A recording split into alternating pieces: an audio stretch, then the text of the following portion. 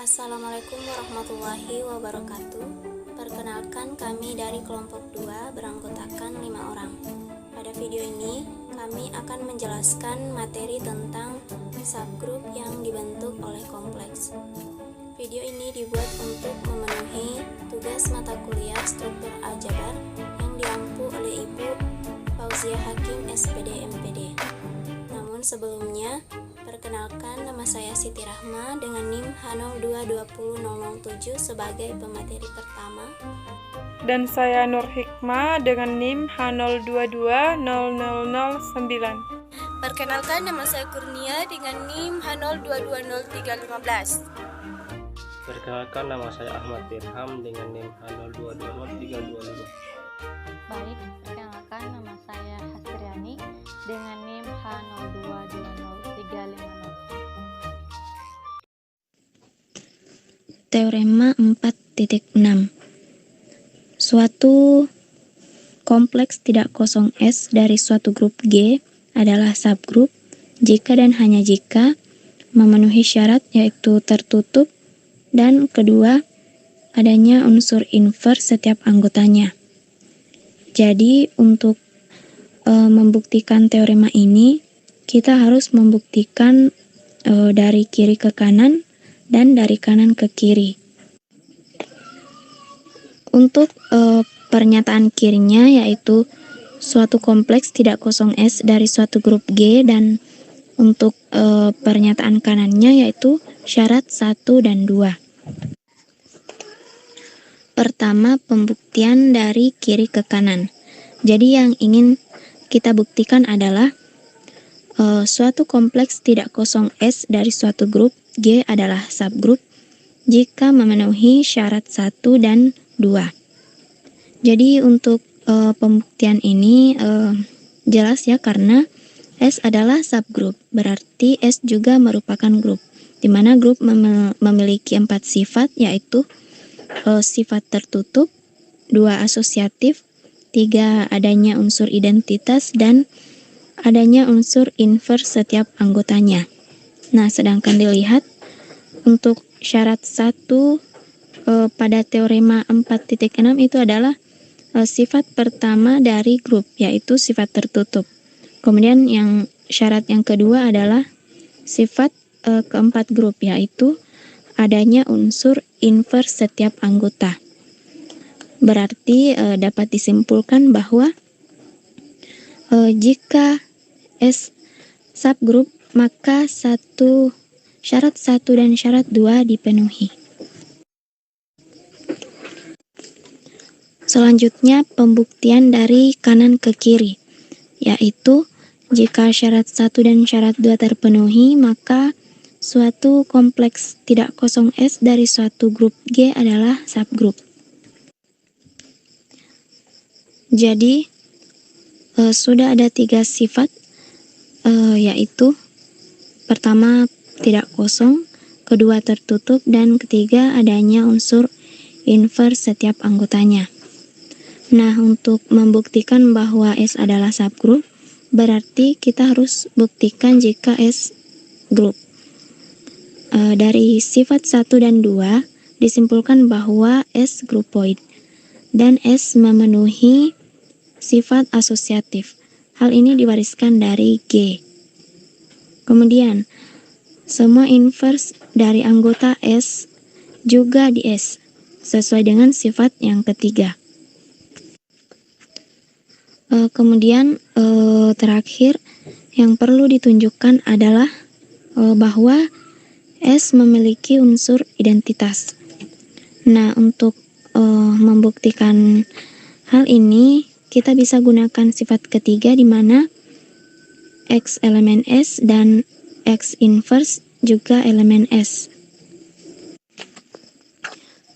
Jika X dan X inverse dioperasikan, hasilnya adalah E atau identitas. Kemudian berdasarkan sifat tertutup, berarti E adalah elemen S, di mana E juga identitas di G. Sehingga disimpulkan bahwa S merupakan suatu subgrup. Baik, teorema kedua, yaitu misalkan H kompleks tidak kosong dari grup G, H merupakan subgrup dari G jika dan hanya jika untuk setiap A elemen H, B elemen H menyebabkan AB inverse juga elemen H. Teorema ini memiliki fungsi yang sama dengan teorema sebelumnya, yaitu memudahkan kita untuk membuktikan suatu kompleks kapan merupakan suatu subgrup. Nah, pada teorema ini cukup dengan membuktikan bahwa AB inverse elemen H, maka H merupakan subgrup. Pembuktiannya juga mirip dengan teorema sebelumnya, di mana ada kalimat jika dan hanya jika, maka otomatis kita harus membuktikannya dari kiri ke kanan dan dari kanan ke kiri. Sebelumnya, kita tentukan terlebih dahulu mana yang merupakan pernyataan kiri dan mana yang merupakan pernyataan kanan. Misalkan H kompleks tidak kosong dari grup G, H merupakan subgrup dari G, kita anggap sebagai pernyataan kiri. Lalu yang pernyataan kanan yaitu untuk setiap A elemen H, B elemen H menyebabkan AB inverse elemen H. Pertama kita buktikan dari kiri ke kanan. Di sini kita misalkan H kompleks tidak kosong dari G, G grup dan H subgrup. Nah, kita ambil sebaran AB elemen H. Karena H subgrup, maka B inverse elemen H. Sebab kalau dia subgrup, maka dia pasti memiliki unsur inverse. Lalu kita operasikan A yang merupakan elemen H dan B juga elemen H, maka akan menghasilkan AB inverse elemen H. Ini merupakan sifat tertutup H. Jadi terbukti dari kiri ke kanan. Selanjutnya bukti dari kanan ke kiri. Di sini kita misalkan H kompleks G tidak kosong dari G dan berlaku untuk A, B elemen H, AB inverse juga elemen H. Di sini akan kita tunjukkan bahwa H ini subgrup, H grup dan H subgrup dari G. Nah, A elemen H, A inverse elemen H. Maka A dioperasikan dengan A inverse itu akan menghasilkan E yang merupakan identitas dan elemen dari H.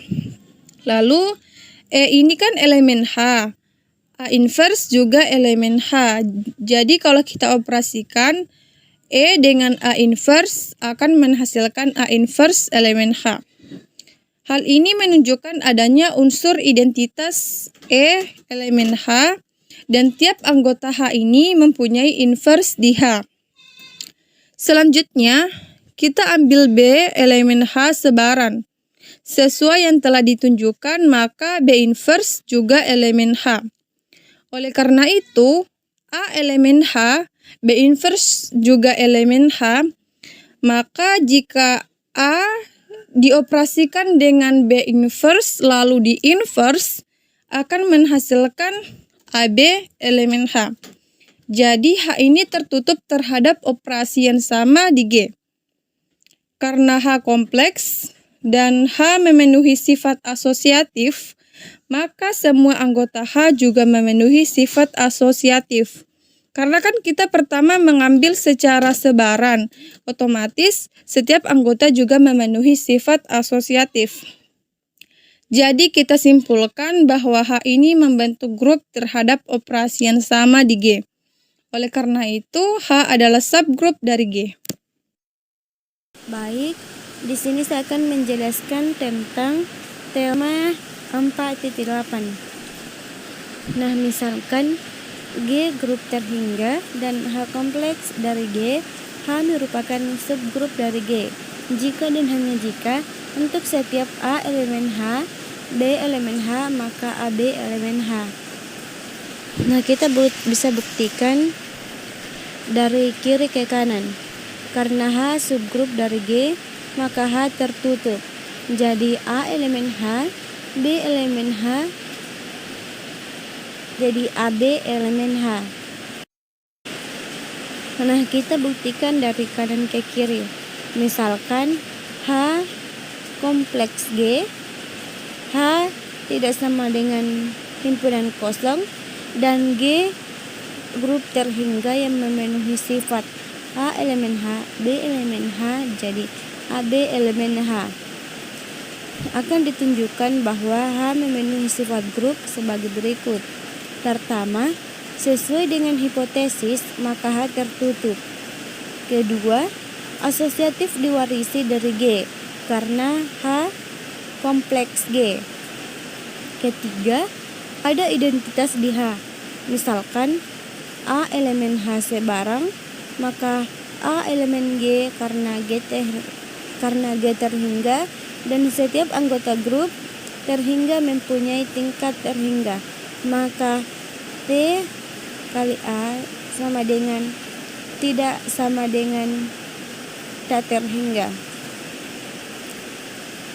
Sebut tingkat dari A adalah N, maka A pangkat N sama dengan E unsur identitas di G. Kita gunakan sifat bintang sebagai berikut, atau sifat kali. A elemen H kali A elemen H sama dengan AA sama dengan A pangkat 2 elemen H. Kedua, A elemen H kali A pangkat 2 elemen H sama dengan AA pangkat 2 sama dengan A pangkat 3 elemen H. A elemen H, A pangkat 3 elemen H sama dengan AA pangkat 3 sama dengan A pangkat 4 elemen H.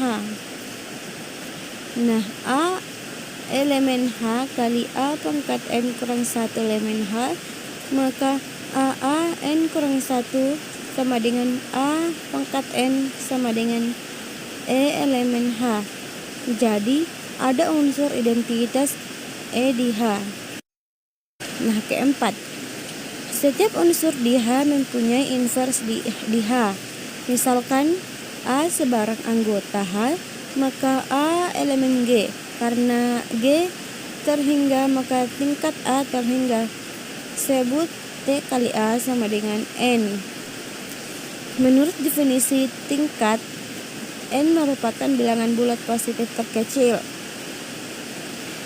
Nah, N lebih besar dari 1, lebih besar sama dengan 1, sehingga A pangkat N sama dengan E, di mana unsur identitas di H.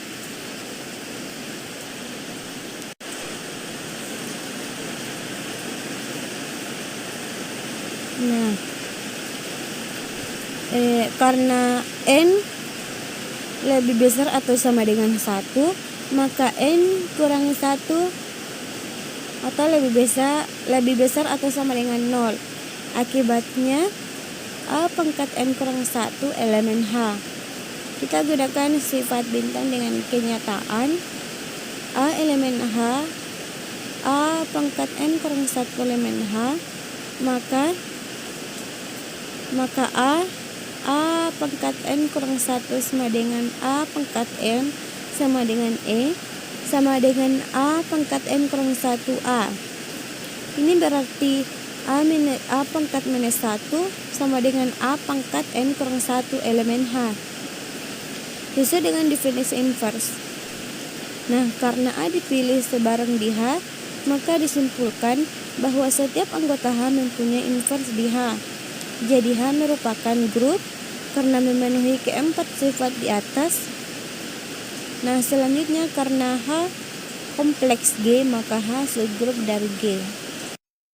Baiklah, di sini saya akan melanjutkan materi dari kelompok kami. Itu teorema 4.9. Irisan sebarang keluarga subgrup dari grup G juga merupakan subgrup dari G. Bersesuaian dengan teorema 4.9 di atas, jika H1 dan H2 merupakan subgrup dari grup G, maka H1 irisan H2 juga merupakan subgrup dari G. Jelas bahwa H1 irisan H2 kompleks H1 dan H1 irisan H2 kompleks H2. Dengan demikian H1 irisan H2 merupakan subgrup yang termuat dalam dua subgrup yang lebih besar, yaitu termuat pada H1 dan H2. Misalkan M adalah kompleks dari grup G dan H subgrup dari G. H disebut subgrup terkecil dari G yang memuat M. Jika H memuat M dan setiap subgrup dari G yang memuat M juga memuat H, subgrup terkecil dari G yang memuat M juga dikatakan subgrup yang dibangkitkan oleh M dan ditulis M dalam kurung siku. Misalkan G grup dan M kompleks G. Dituliskan K sama dengan S, yaitu M kompleks S. S subgrup dari G. Dijelas K bukan sama dengan himpunan kosong karena G elemen K. Pandang H sama dengan irisan K sama dengan irisan X. Menurut teorema 4.9, H merupakan subgrup dari G. Jelas, H kompleks K dan juga M kompleks H. H inilah yang disebut sebagai subgrup terkecil dari G yang memuat M. Dan H sama dengan irisan K disebut subgrup yang dibangkitkan oleh M dan ditulis M dalam kurung siku. Jadi H sama dengan irisan K sama dengan M dalam kurung siku. Baik, saya akan menjelaskan teorema 4.11, keberadaan dan ketunggalan subgrup. Misalkan K adalah kompleks dari grup G, maka subgrup terkecil yang memuat K ada dan tunggal. Pembuktiannya, misal K kompleks dari G dan G adalah grup, bentuk K sama dengan S banding K kompleks S, S subgrup dari G. Jelas K himpunan kosong karena G elemen K. Misalkan H sama dengan irisan K sama dengan X elemen K irisan X. Menurut teorema 4.9, H adalah subgrup dari G karena setiap subgrup dari K memuat K, maka H juga memuat K. Jadi, H merupakan subgrup dari G yang memuat K. Selanjutnya, akan ditunjukkan H subgrup terkecil yang memuat K. Misalkan ada F subgrup sebaran dari G yang memuat K, maka F elemen K, tetapi H sama dengan irisan K. Maka H kompleks X, maka H kompleks S untuk semua S elemen K. Jadi H kompleks F. Akibatnya H subgrup terkecil dari G yang memuat K untuk menunjukkan ketunggalan dari H. Misalkan ada H1 subgrup terkecil dari G yang memuat K. Kita menggunakan definisi sehingga diperoleh H1 kompleks H dan H kompleks H1. Jadi H1 sama dengan H, dengan kata lain H adalah tunggal.